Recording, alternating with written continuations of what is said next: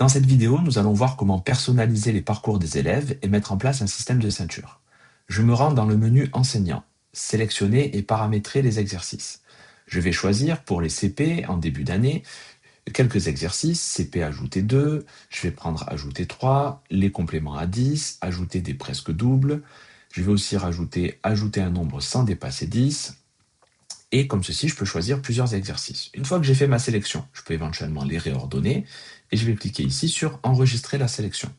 Je vais appeler ça CP période 1. Ensuite, je vais recommencer pour mes CE1. J'efface.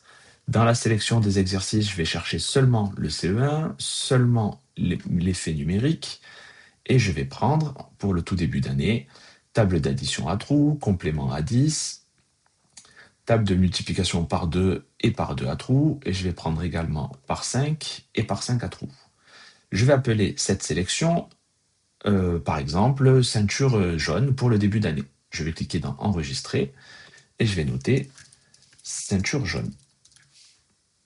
Enregistrer. Je recommence une nouvelle sélection, et je vais prendre ce coup-ci la table de 3, la table de 3 à trous, la table de 4, la table de 4 à trous. Je vais également prendre un peu plus loin les moitiés des nombres pairs de 2 à 30, et je vais appeler ceci ceinture orange. J'enregistre. Maintenant que j'ai fait ça, je peux aller ici sur Gérer les élèves. Dans la gestion des élèves, je vois que j'ai mes élèves ici de CP, de CE1, et pour l'instant, ils ont le choix des exercices avec le choix CP, CE1, CE2. Ils arrivent sur la page d'accueil normale. Par exemple, pour les CP, je vais dire que je vais leur donner CP période 1. Je vais sélectionner le groupe de CP et je vais dire affecté au groupe sélectionné. Tous les élèves de CP ont maintenant CP période 1. Testons voir ce que ça donne. Si je me connecte avec un élève de CP, comme ceci, l'élève aura seulement les exercices qui sont sélectionnés. Revenons à notre rôle d'enseignant. Je vais aller dans le menu enseignant.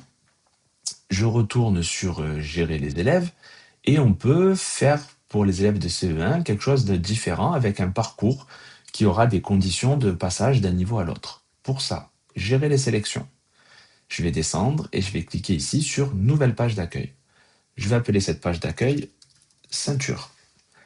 Et je vais commencer par la ceinture jaune et je vais donc lui donner assez logiquement la couleur jaune. Je rajoute une deuxième étape. Je vais sélectionner, ici dans la deuxième étape, je vais sélectionner ceinture orange. Je vais lui donner une couleur orange et je vais mettre une condition sur la première ceinture. Est-ce que je veux un nombre total d'étoiles ou alors est-ce que je veux un nombre minimum sur tous les exercices? Et là, je vais dire qu'au minimum, je veux une étoile pour chacun des exercices.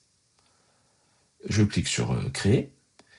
Et maintenant, je peux retourner, je vois que la ceinture jaune n'est associée à personne, je peux retourner sur la gestion des élèves. Et je vais dire que pour les élèves de CE1, je ne veux pas qu'ils aient la jaune, la orange, je veux qu'ils aient toutes les ceintures. Donc je choisis une nouvelle page d'accueil et je vais affecter ça aux élèves de CE1 et je fais affecter au groupe sélectionné. Je vois ici que Chloé aura la page ceinture. Testons voir la page d'accueil de Chloé. Je me connecte en tant que Chloé. Et là, voilà, j'ai la ceinture jaune.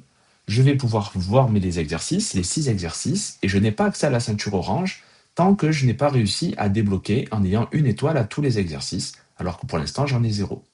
Je vais cliquer sur Voir les exercices.